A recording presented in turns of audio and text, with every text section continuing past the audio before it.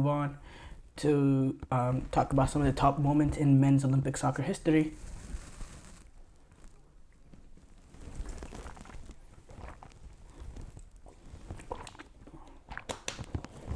Now, Olympic Games have been something, men's Olympic soccer has been something that's been a little bit disrespected over the past few years. I don't think there's been a hype that it really deserves, because I've always enjoyed watching men's Olympic soccer. I don't believe the Olympics are the same if there is no soccer. I think soccer is the greatest sport in the world, so why not have it in one of the greatest sporting stages in the world in terms of the Olympics?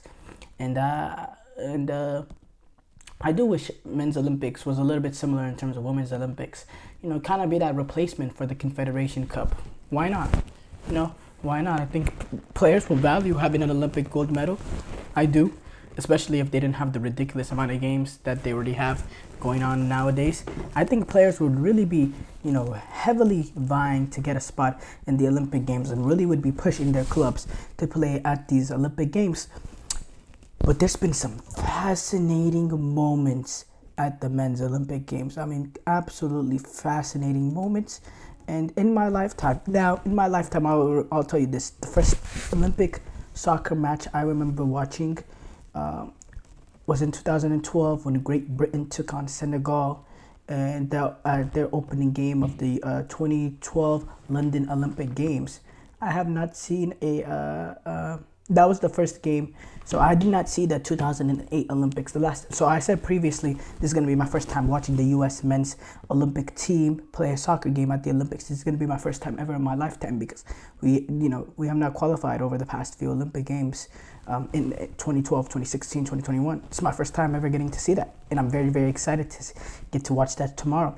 But yeah, it's going to be fabulous. It's going to be fascinating, and there's been some huge moments in terms of men's Olympic soccer moments that we will discuss here. I'm not gonna really count it down. I'm just gonna talk about the moments I remember. Now, obviously, it's the greatest moments of them all, and it's Neymar who led Brazil to the gold medal for the first time ever at the Rio Olympic Games in 2016. There's so many storylines here in terms of the fact that 2 years ago they had that humiliating 7-1 defeat at home in the World Cup to Germany. 2 years later, they got a chance to play Germany again in the Olympic gold medal final in the exact same stadium that they trounced them 7-1 at the Maracanã. And it was Neymar who scored the free kick goal to make it 1-0. Eventually, Germany equalized, and who also went on to score the game-winning penalty. And, Neymar wasn't able to play in that World Cup semifinal. He was, that back injury. So he was able to get his it's not revenge, let's be honest. Winning the World Cup 7-1, you're never going to get revenge for that. Olympic Games, World Cup, let's just put that in reality right now.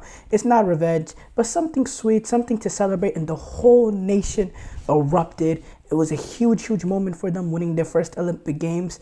And it'll go down, at the legendary Maracanã Stadium, it'll go down as one of the biggest moments in Brazilian soccer history, let alone Olympic soccer history. There was so much pressure on that side. There was so much pressure on Neymar that grew throughout the tournament, because the tournament, started off really, really slow for them, and the fact that opening game that they really struggled against South Africa, it finished 0-0. And then I believe it finished 0-0 in both games, against South Africa and against Iraq. Another game finished 0-0, and huge, huge pressure was on the players. I mean, an unbelievable amount of players. The criticism was getting so heavy, not just on the players, but specifically on Neymar. Massive, massive criticism, and it was just pelting and pelting and pelting and pelting and pelting. But then as they eased themselves into the tournament, they were able to get that open trounce against Denmark in the final match day. They were able to completely destroy Denmark, take them apart. I think they won that game like 4-5-0. They were able to get into the quarterfinal stages. I believe they took on Colombia in that quarterfinal at the Sao Paulo Stadium, and Neymar was able to hit his first free kick at the tournament. Absolute brilliant free kick. I believe they went on to win that game 2-1. Then they took on Honduras team in the semifinal, and then in that game, Neymar scored the fastest ever Olympic goal. Just 14 seconds in, and they were able to completely trounce that Honduras team that set up the final against Germany, where Germany embarrassed them 7-1 in that same stadium 2 years before. And it was a tight, tense game. Germany had their chances to win it. They had, after they made it 1-1, they hit the post, I believe, in extra time or at extra time or the end of normal time. I forgot, but they had their opportunities to win it, but in penalties, Brazil was able to get it done, and it was an absolute great moment. You have the scene of Neymar, looking up in the heavens in tears. It was an absolutely great moment. The stadium was completely packed, absolutely packed stands, and it was an unbelievable moment for Brazilian football. Keep in mind too, Brazil, they really, really valued this tournament. Neymar was given an option from Barcelona to either play at the Summer's Copa America or play at the Olympic Games. They valued the Olympic Games so much in the fact that they've never won it and the fact that they were at home, that Neymar did not play in that Copa America, so he was able to play at the Olympic Games. That's how much they valued it. That's how much they wanted this tournament, and they were able to get it done. Absolutely phenomenal. Nigeria, they were able to make history in 1996, where they were able to make an historic gold medal run. They were known as the Dream Team in Nigeria. This team with some real quality. Nwankwo Kanu, Sunday Olise, JJ Okocha, Kristen Babayaro, Daniel Amukachi, Taribo West. Real ability amongst this team, real quality, and they bursted onto the scene in this tournament. They didn't have any expectations entering the tournament. Their head coach, Joe Bonfair, had quit before the tournament, but the players, they convinced him to return, and it was important that they did because they were able to, surprise and shock the world. They scored so many goals. They were free attack minded. They were flamboyant. They went head to head with top teams. They took on the likes of Brazil in the group stages and the semifinal. Ronaldo R9, he was playing for that Brazilian team. He actually scored the only goal in the group stage game as Brazil defeated Nigeria in that group stage game. And it looked like that Brazil was able to kind of beat Nigeria again, because they led that game 3-1. But Nigeria, they came back in an absolutely phenomenal comeback, and they took the game to the extra time when they were able to get a 90th minute flicked goal from Kanu, and then Kanu was able to score again and make it 4-3 in extra time, which that was back then when they had the golden goal, and it took Nigeria to the final against Argentina. Now Nigeria were heavy underdogs in the final, and they were also thrilling in that game 3-2. But another amazing comeback. They won that game 3-2, but they were down 2-1 with 15 minutes to go, and another amazing comeback. They ended up winning that game 3-2, and this was an Argentina team that had the likes of Hernan Crespo and Claudio Lopez. So real phenomenal team. This game was actually at the Olympic the Atlanta Olympics in America. It was played. That final game was played with over 86,000 fans at Sanford Stadium, home of the University of Georgia football. Georgia football, and Nigeria, they became Africa's first ever team to win gold in Olympic football.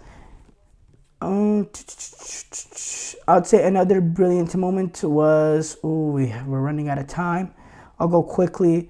The USMNT, in terms of US, they finished fourth in their best ever finish at in the modern Olympic era in Sydney 2000, when teenager Landon Donovan rushed onto the scene. They finished fourth. He was the youngest player on the US squad, and he didn't even make his full USMNT debut at that point, and he went on to become their all-time leading goal scorer later on. This is a team that had a lot of talented youngsters. Many of them were essential in helping the US reach the 2002 World Cup quarterfinal.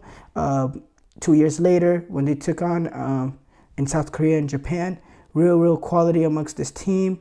Even Tim Howard was a part of that team, and they beat Japan on penalties in the quarterfinal, where they set up a semifinal against Spain. really stacked Spain team that had Carlos Puyol and Xavi. They lost to Spain, and then they against a very talented Chilean national team, Olympic team. They ended up losing that bronze medal game, so they weren't able to medal. But it was an absolutely amazing run for them.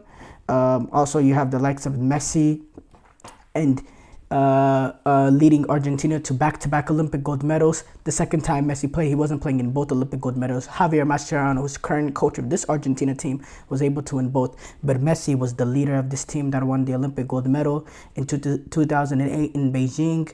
He won the Champions League a few months before, and it was really letting the world know that he was next up in line.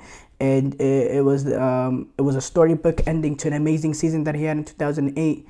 Messi, he was absolutely brilliant throughout the tournament, but this is a team that was extremely loaded. I mean, Lionel Messi, Sergio Aguero, Juan Riquelme, who was actually overage player, Pablo Zabaleta, Ezequiel Lavezzi, Javier Mascherano, Ever Benega, all part of one team in Olympic Games. They were able to play in the quarterfinals where they beat the Netherlands. Another Netherlands team that was actually loaded at that time as well, their Olympic team. Oh, and Angel Di Maria was also part of this team. Messi was able to, not Messi, Angel Di Maria was able to get the winner in that Olympic gold medal final, and that actually ended up winning Argentina gold. And it was just absolutely phenomenal, this amount of talent playing at one Olympic Games. And yeah, there's been some brilliant moments. You also have the likes of Mexico getting their Olympic gold medal that they got in 2012. Their first in history. They were able to beat the likes of Brazil in the Olympic gold medal match. You had the rise of players like Giovanni Dos Santos, Hector Herrera, Oribe Peralta. Real quality in this team. And real ability in this team, and they took the Olympic Games seriously, and they were able to, get past Brazil. So, and Marco Fabian. So there's been a lot of great Olympic moments, and we look excited to see another stage of great Olympic moments starting tomorrow.